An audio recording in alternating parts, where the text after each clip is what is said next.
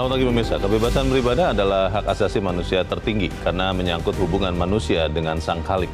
Tidak ada satupun yang berhak menghalangi hubungan vertikal itu di mana dan kapanpun hubungan itu diselenggarakan sepanjang tidak mengganggu aktivitas kemasyarakatan lainnya. Pemirsa, inilah editorial Media Indonesia di seri ini Senin 10 April 2023 dengan tema Pelajaran Berharga GKI Yasmin bersama saya Lunat Samosir. Editorial Media Indonesia ini juga dapat Anda dengarkan melalui MG Radio Network di frekuensi 94,7 FM di kawasan Jakarta dan sekitarnya. Para pendengar dan Anda semua bisa menyatakan pendapat Anda dengan menelepon nomor telepon 021 583 99 100. Dan pemirsa, pagi ini telah hadir bersama saya, anggota Dewan Redaksi Media Group, Abdul Kohar. Mas Kohar, selamat pagi. Selamat pagi. Sehat-sehat, Mas? Sehat, Alhamdulillah. Alhamdulillah. Kita akan membahas bagaimana kita bisa belajar dari kasus GKI Yasmin, ya. Mas Kohar. Kita ke editorial pada pagi ini diberi judul Pelajaran Berharga GKI Yasmin. Sesuatu yang akhirnya memang mengkonfirmasi negara ini masih menjamin kebebasan beribadah untuk semua warga negaranya. Karena itu amanat Undang-Undang Dasar juga ya? Betul. Ini bagaimana, Mas Kohar? Makanya ini disebut sebagai kado Paskah. Ya, karena ini menunjukkan bahwa kerisauan selama ini ternyata masih ada secercah harapan bagi Republik ini untuk menegakkan toleransi. Yeah. Apa itu pelajaran yang berharga? Itu adalah pelajaran bagaimana kita itu berperilaku toleran. Baik publiknya, masyarakatnya, apalagi pejabatnya. Karena selama ini yang terjadi banyak atau beberapa pejabat itu justru mengikuti kemauan yang sebetulnya bertentangan dengan Undang-Undang Dasar. Itu pejabat atau oknum pejabat? Kan suka berlindung di balik kata-kata oknum katanya gitu. Iya, faktanya kan dia masih menjabat. Kita sebut saja pejabat. Kalau dia bupati, kepala daerah, mosok kita sebut oknum. Nah, dia ya bupati gitu kan. Kita lihat kasus di Purwakarta misalnya. Di Lampung ada larangan beribadah. Lalu kemudian di Jogja kita lihat ada tekanan untuk menutup patung Bunda Maria selama puasa. Dan sikap-sikap seperti ini boleh dikata sebagai memberikan ruang yang besar terhadap intoleransi. Padahal amanat undang-undang itu jelas kok. Amanat undang-undang itu adalah kebebasan untuk menjalankan ibadah, kebebasan berkeyakinan, beragama. Itu dijamin oleh Undang-Undang Dasar. Nah, bentuk jaminannya apa? Kalau kemudian masyarakat mau beribadah dipersulit, mau mendirikan tempat ibadah, muter-muter birokrasinya luar biasa. Nah, kalau kemudian ada yang mencoba mencari celah, itu kan karena apa ya? Barangkali sudah sangat frustrasi karena ada izin yang sangat-sangat ribet, gitu loh. Jadi kalau ada kepala daerah yang memberikan kelonggaran terhadap izin, maka kita harus angkat topi. Kita harus apresiasi. Meskipun itu sebetulnya sudah seharusnya. Memang begitulah seharusnya. Tapi karena sudah sebegitu lama, yang seharusnya ini tidak terpenuhi juga. Jadi akhirnya surprise kan? Kita sambut juga itu. Tapi kita akan bahas ya, Mas Kohar, apa yang bisa kita pelajari dari kasus GKI Yasmin ini. Dan pemirsa, inilah editorial Media Indonesia untuk hari ini, Senin 10 April 2023, Pelajaran Berharga GKI Yasmin.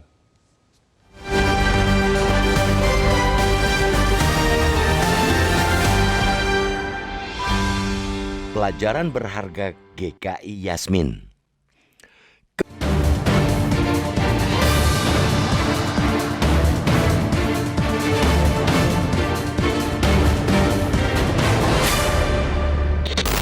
Kebebasan beribadah adalah hak asasi manusia tertinggi karena menyangkut hubungan manusia dengan Sang Khalik.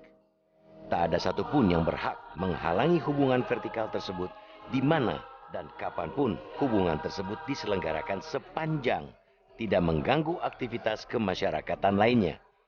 Hubungan vertikal yang baik akan berdampak pada hubungan horizontal yang baik. Tak ada alasan apabila ada sekelompok masyarakat, terlebih dalam negara yang memang menjamin kebebasan beragama dan berkeyakinan. Undang-Undang Dasar 1945 pasal 28E ayat 1 menegaskan bahwa setiap orang bebas memeluk agama dan beribadah menurut agamanya. Hak kebebasan beragama juga dijamin dalam pasal 29 ayat 2 yang menyatakan negara menjamin kemerdekaan tiap-tiap penduduk untuk memeluk agamanya masing-masing dan untuk beribadat menurut agama dan kepercayaannya itu. Peresmian Gereja Kristen Indonesia atau GKI Yasmin di Kota Bogor, Jawa Barat bertepatan dengan perayaan Paskah Minggu 9 April menarik perhatian. Peresmian ditandai pemukulan gong dan penandatanganan prasasti oleh Menko Polhukam Mahfud MD didampingi Menteri Dalam Negeri Tito Karnavian dan Wali Kota Bogor Bima Arya. Peresmian itu mengakhiri konflik keberadaan GKI Yasmin selama 16 tahun. Konflik yang menyita energi, menguras air mata dan pikiran kita sebagai anak bangsa. Merobek tenun kebangsaan sebagai bangsa yang majemuk. Konflik GKI Yasmin hingga berujung di Mahkamah Agung tak membuat masalah tersebut selesai. Bahkan, Ombudsman Republik Indonesia turun tangan mengeluarkan rekomendasi pada 8 Juli 2011 agar Wali Kota Bogor mencabut keputusan Wali Kota Bogor yang mencabut izin mendirikan bangunan GKI Yasmin. Namun, Wali Kota Bogor saat itu tak menggubrisnya. Barulah pada 2021, Wali Kota Bogor Bima Arya mengambil inisiatif menghibahkan lahan seluas 1.668 meter persegi di Jalan Kiai Haji Abdullah bin Nuh, Bogor Barat, untuk dijadikan lokasi pembangunan gereja GKI Yasmin. Penantian panjang jemaat GKI Yasmin kini berbuah manis dengan memilih rumah ibadah. Namun peresmian GKI Yasmin bukan akhir dari segalanya. Peresmian itu jangan sekadar seremoni. Yang paling penting adalah jaminan negara terhadap kebebasan beribadah di negeri terpenuhi dengan baik. Prinsip equality before the law harus ditegakkan sebagai komitmen negara yang berlandaskan hukum atau Rechtsstaat. Konsekuensinya, ketika kita bicara asas kesamaan hukum tersebut, maka tidak relevan lagi berbicara kelompok mayoritas atau minoritas di republik yang berfalsafah Pancasila ini. Ujian keberagaman masih terus berlangsung. Belakangan ini masih terjadi pembubaran ibadah seperti jemaat Gereja Kristen Kemah Daud di Lampung pada Februari lalu dan pembubaran ibadah di Gereja Kristen Protestan Simalungun di Purwakarta, Jawa Barat pada Maret lalu. Mirisnya lagi, pembubaran tersebut melibatkan langsung aparatur pemerintah setempat yang seharusnya mengayomi peribadatan warga mereka. Salah satu yang menjadi dasar politik di masyarakat adalah peraturan bersama Menteri Agama dan Menteri Dalam Negeri nomor 9 dan 8 tahun 2006 atau SKB 2 Menteri tentang syarat pendirian rumah ibadah. Salah satu aturan yang disorot adalah pendirian rumah ibadah harus disetujui 90 jamaah dan 60 orang non-jamaah. Pemerintah seharusnya mengevaluasi kembali SKB 2 Menteri tersebut karena seringkali memicu konflik sehingga mengganggu kerukunan antar umat beragama. Pemerintah harus merumuskan kembali formula yang tepat dan bijak dalam mengelola pendirian rumah ibadah. Indonesia akan kukuh jika dibangun dengan semangat keberagaman, cinta kasih, dan saling menguatkan sesama warganya.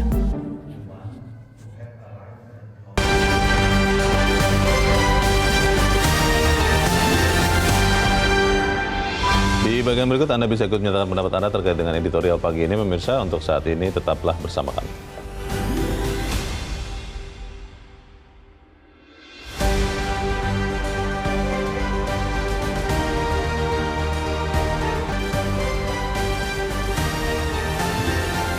Terima kasih karena Anda masih bersama kami di editorial Media Indonesia untuk pagi ini, pemirsa. Dan Mas Kohar, sebelum kita berdiskusi, kita mau coba berdialog juga. Saat ini kita sudah tersambung lewat saluran telepon dengan Direktur Eksekutif Ma'arif Institute, Abdul Rohim Ghazali. Pak Ghazali, selamat pagi. Selamat pagi, Mas. Ya, Pak Ghazali, kita melihat hari Minggu kemarin ada kado Paskah dari Bogor, disebutnya begitu. Ketika GKI Yasmin yang bermasalah lebih dari 16 tahun kurang lebih, akhirnya bisa digunakan untuk umat Kristiani di Bogor beribadah.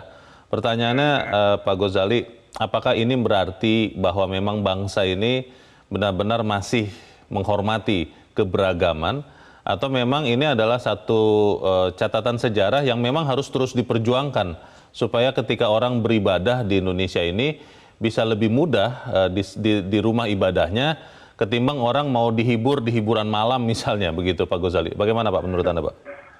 Ya, pertama saya kira ini kan sebenarnya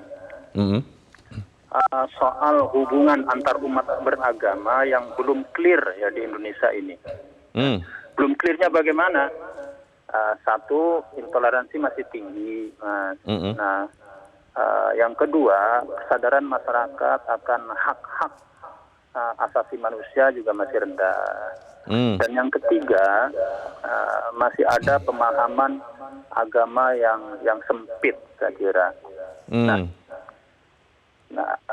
kalau seandainya kesadaran masyarakat akan hidup bersama antar agama ini sudah tinggi, nah itu kan tidak semestinya terjadi seperti hambatan-hambatan pendirian tempat ibadah, termasuk di Yasmin yang 15 tahun lebih tadi disampaikan itu. Ya, meskipun pada ujungnya alhamdulillah ya bisa diresmikan, tetapi kan proses panjang itu kan menjadi catatan sejarah yang kurang baik juga buat masyarakat kita, gitu Mas. Oke, Pak Ghazali, kalau Anda lihat sebetulnya yang paling bertanggung jawab ya, yang paling harus meningkatkan kerjanya itu apakah para pemuka agama, guru bangsa, atau sebenarnya juga sekaligus adalah pemerintah? Karena di beberapa daerah, Pak Ghazali, kita lihat malah kepala daerahnya yang mengkonfirmasi intoleransi itu, Pak. Menurut Anda bagaimana, Pak? Seharusnya sih pemerintah. Pemerintah itu kan sebenarnya representasi negara, dan tugas negara itu kan menjamin hak-hak dasar warga negara. Iya. Dan kebebasan beragama, kebebasan memeluk agama dan beribadah sesuai dengan agamanya masing-masing, itu kan hak warga negara yang dijamin oleh Undang-Undang Dasar.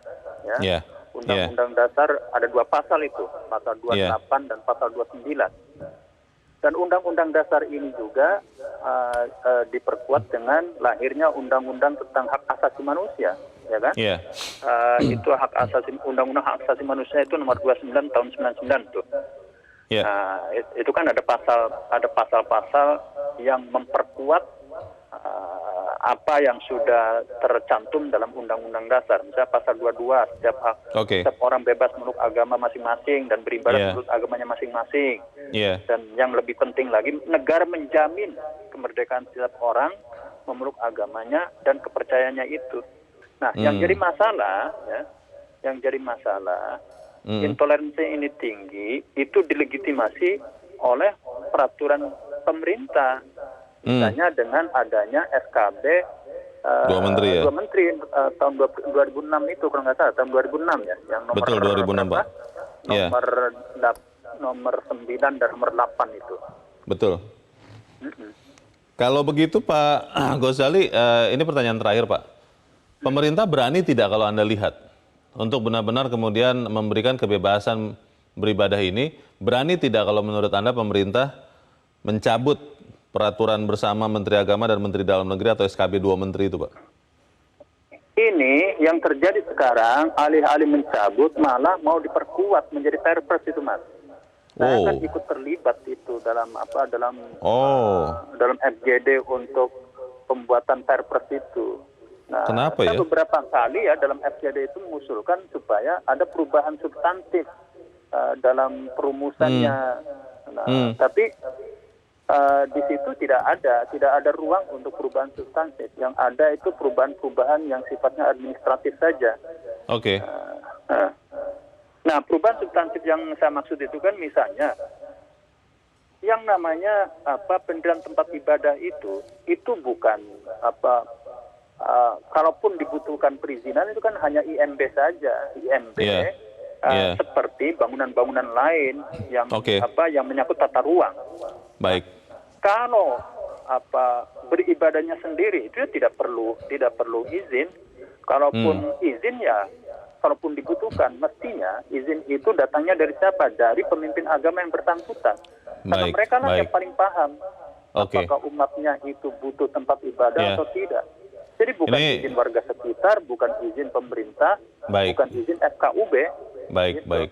Ini informasi yang sangat berharga, mungkin nanti kita akan coba dorong juga untuk mempertanyakan. Tapi untuk saat ini terima kasih Direktur Eksekutif Ma'arif Institute Abdul Rohim Ghazali sudah mencerahkan kami. Selamat pagi Pak Ghazali. Ini informasi yang muncul tanda tanya juga ketika SKB 2 Menteri, malah kata Pak Ghazali sedang diusahakan untuk dibuat menjadi perpres. Pertanyaannya, apakah negara ini benar-benar menjamin kebebasan warganya, warga negaranya untuk beribadah atau tidak? Kita bahas di bagian berikut, Mas Kohar dan pemirsa, tetaplah bersama kami. Editorial Media Indonesia segera kembali selesai Headline News pukul 7 waktu Indonesia Barat.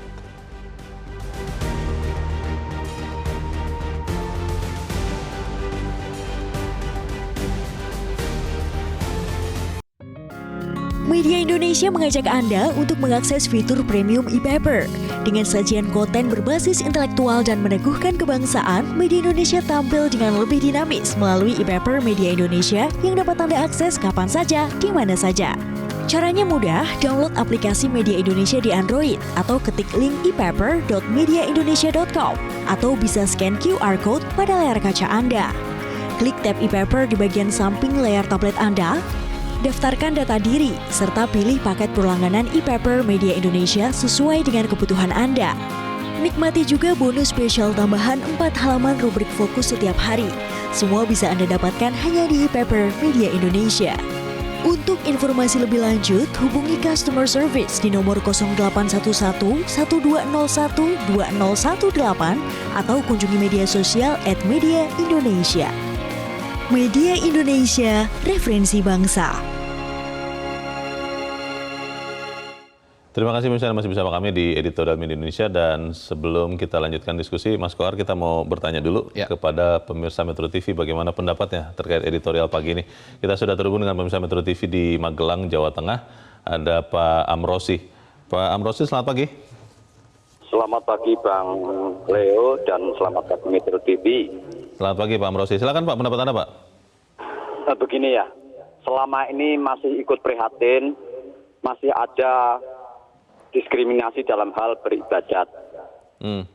Sementara kalau kita simak Eka Prastya Pancakarsa, sila pertama itu kan ketuhanan yang Maha Esa, Pancasila ya.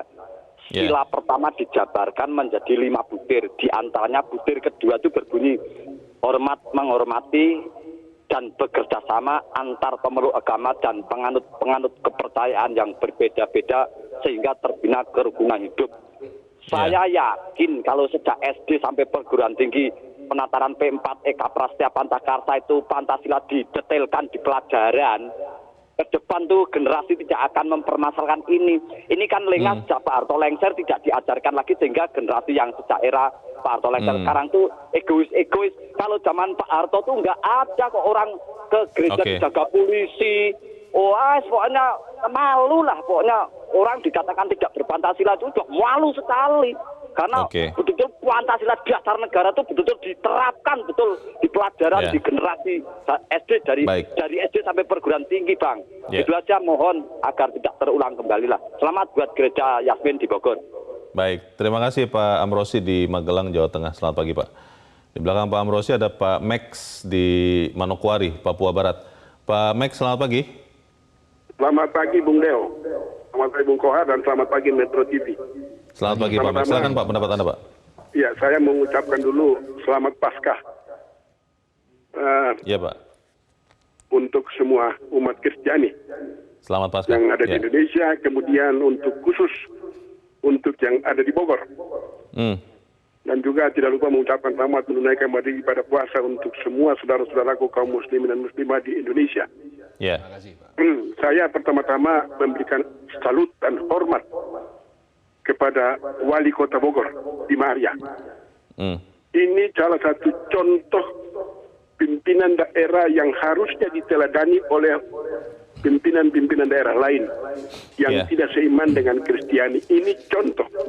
Jadi kebangkitan yang dilakukan peresmian gereja bersamaan dengan Hari Paskah, kebangkitan merupakan kebangkitan Indonesia di era reformasi. Ya, yang diprakarsai oleh seorang wali kota Bima Arya. Ya, ini sebuah contoh, dan terima kasih juga kepada Pak Mahfud MD dan Tito Karnavian Mendagri, Pak Mahfud Menko Polhukam yang meresmikan GKI tersebut, GKI Yasmin. Nah, melalui momen ini diharapkan ke depan hubungan toleransi umat beragama ini betul-betul terpupuk dengan baik. jangan ada lagi gerakan-gerakan menghalang-halangi umat Kristen beribadah, jangan ada lagi gerakan-gerakan menutup rumah ibadah seperti yang pernah dilakukan oleh salah satu pimpinan daerah yang ada di Jawa sana. Itu hal yang tidak baik. Kita mencontohkan yang ada di Manokwari. Di bulan suci Ramadan ini, Bupati Manokwari, Hermus Indu, mematuhi instruksi Presiden untuk pemerintah tidak mengadakan ibadah puasa bersama. Tetapi Bupati Manokwari jalan dari masjid ke masjid untuk mengikuti acara berbuka puasa bersama. Itu satu contoh, Bupati adalah orang Kristen. Tapi datang, saya kebetulan mendampingi terus, sehingga negara saya hadir lihat, inilah setiap sore. Baik. Ini sudah sampai ke hari ke-17 atau 18. Ya 18 mungkin ya. Itu hadir. Inilah satu contoh yang perlu diteladani oleh semua pimpinan daerah. Dan saya hanya mau bilang, perlu memang betul yang dikatakan oleh teman saya dari Malang tadi. Dan pasal 29 Undang-Undang Dasar 45 itu mungkin sudah lupa. Terima kasih Pak Max di Manokwari, Papua Barat untuk pendapat Anda, Pak. Selamat pagi. Di belakang Pak Max ada Pak Yunus Luat di Kalimantan Utara. Pak Yunus, selamat pagi. Selamat pagi, salam sejahtera untuk kita semua. Salam sejahtera, Terima kasih untuk kesempatan yang diberikan untuk menanggapi kondisi real yang sudah dilaksanakan oleh negara, pemerintah daerah, khususnya daerah Bogor yang kita bicarakan. Pertama, kami mengapresiasi bahwa negara kita memang negara hukum, berkonstitusi. Jadi sudah melaksanakan konstitusi Undang-Undang Dasar 1945 pasal 28E dan pasal 29. Kami berharap dimanapun kita selalu harus mengedepankan rasa kebersamaan, persaudaraan. Kalaupun kita berbeda dari keyakinan, itu adalah warna indah, pelangi dikaruniakan oleh Tuhan. Di tempat lain tidak ada seperti itu, tapi kita bisa berdamai karena Pancasila. Mari kita contohi yang terbaik dan kita manfaatkan kebersamaan. Kemudian terakhir saya ucapkan selamat menunaikan ibadah puasa bagi saudara terkasih saya umat muslim dimanapun berada. Kemudian selamat merayakan Paskah bagi umat Kristiani. Biarlah Indonesia ini selalu aman, damai, kondusif. Dan kita pasti akan terberkati ketika manakala kita ini damai. Selalu bersama, selalu dalam satu kesamaan, satu pemikiran, satu konsep untuk kesejahteraan rakyat Indonesia. Terima kasih. Tuhan memberkati seluruh kepala daerah di Indonesia. Terima kasih. Tuhan memberkati. Selamat pagi, salam sejahtera untuk Bung Leo dan teman-teman lainnya. Baik, terima kasih Pak Yunus Luat di Kalimantan Utara untuk pendapat Anda. Selamat pagi Pak. Ini kalau kita melihat Mas Kohar kan para pemirsa mengapresiasi apa yang dilakukan oleh Wali Kota Bogor, tapi tentunya juga tidak lepas dari pemerintah pusat yang sama-sama berani kan. Kalau kita lihat sejarah GKI Yasmin ini kan sekian wali kota sebelumnya, itu kan hadir juga, tapi tidak berani untuk menyelesaikan masalah ini. Bagaimana? Iya, betul. Butuh keberanian, butuh langkah-langkah yang barangkali mungkin tidak terlalu populer di mata banyak orang, di mata mayoritas, tetapi sebetulnya itulah duduk perkara yang sebenarnya. Nah, popularitas itu memang kadang-kadang menjebak orang untuk selalu mengikuti kebijakan-kebijakan populis. Padahal kan noblesse oblige. Jadi noblesse oblige. Setiap jabatan itu mengandung di dalamnya tanggung jawab yang besar. Nah, semakin tinggi jabatan, maka semakin besar tanggung jawab yang harus diemban. Termasuk tanggung jawab dalam melindungi keyakinan, memberikan fasilitas, melayani siapapun, pemeluk agama apapun. Tidak peduli dia mayoritas, tidak peduli dia minoritas. Mereka harus dilindungi. Misalnya umat Islam yang di Papua, itu kan minoritas. Mereka juga wajib dilindungi. Termasuk dimudahkan dalam mendirikan tempat ibadah misalnya, dan beribadah. Begitu pula sebaliknya di Purwakarta, di Lampung, kemudian di tempat-tempat lain. Di Jakarta, banyak orang kan sering, katakanlah misalnya waktu itu setelah Pilgub 2017, orang khawatir bahwa ini nanti gubernurnya tidak akan memberikan kesempatan kepada agama lain untuk berkembang. Faktanya tidak. Justru di era Gubernur Anies Baswedan ini bicara fakta, IMB untuk gereja banyak diberikan. Oh begitu ya? Jumlahnya sangat besar. Oke. Bahkan lebih besar daripada gubernur-gubernur sebelumnya. Ini kan menunjukkan bahwa memang kerja diam, kerja yang mungkin tidak terlalu diekspos, itu juga sesuatu yang barangkali bisa menenteramkan. Tetapi paling tidak contoh-contoh begini seperti kayak di Bogor, di Jakarta atau di mana itu harus sering kita angkat untuk mengerimen, untuk mengingatkan kembali bahwa sebetulnya memang begitulah pekerjaan seorang pejabat itu harus seperti itu menurut Undang-Undang Dasar 45 yang sudah kita yakini, mestinya kita jalankan dan kita tunduk patuh pada aturan itu. Nah, kalau ada yang justru melakukan hal sebaliknya, maka patut dipertanyakan. Apa tujuan dia melakukan itu? Misalnya melarang orang beribadah, meminta untuk menunda beribadah dengan alasan karena ada keberatan masyarakat tempat.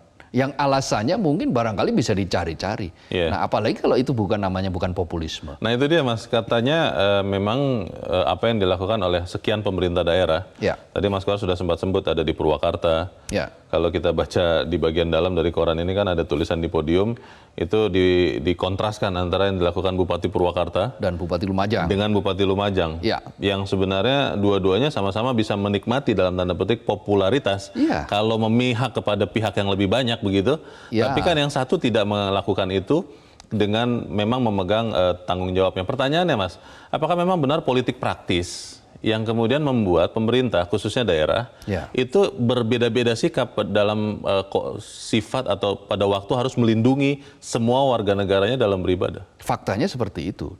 Dalam banyak survei, isu-isu identitas itu diyakini banyak efektif karena dia dianggap akan mewakili kelompok orang yang banyak, apapun itu. Terutama misalnya soal-soal isu-isu agama. Nah, tetapi kita tidak boleh kalah, tidak boleh menyerah seperti itu. Hasil tahun lalu Litbang Kompas melakukan survei. Di situ dikatakan bahwa 72% lebih responden, artinya masyarakat Indonesia lah, kalau kita sebut ditarik respondennya itu, masih meyakini bahwa Indonesia ini masih memiliki toleransi yang tinggi. Itu kan kabar menggembirakan. Bagus sekali. Tetapi 77,8% diantaranya pesimistis bahwa toleransi ini akan permanen. Nah, ini kan persoalan, apalagi di tahun-tahun politik. Nah, itu akan banyak persoalan.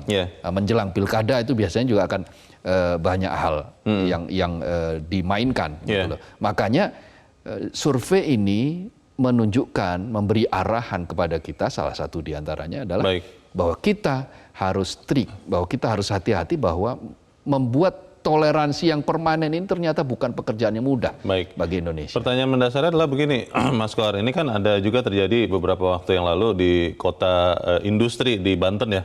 Bagaimana membangun rumah hiburan malam, tempat hiburan malam itu jauh lebih gampang daripada membangun rumah ibadah. Padahal tempat hiburan malam itu sering menjadi tempat orang jadi jauh dari Tuhan ya. Sementara rumah ibadah kan berusaha mendekatkan diri ke Tuhan ya. Sifat mendasar atau hal mendasar ini akan kita bahas di bagian berikut dan bisa tetap bersama kami. Editorial Media Indonesia segera kembali.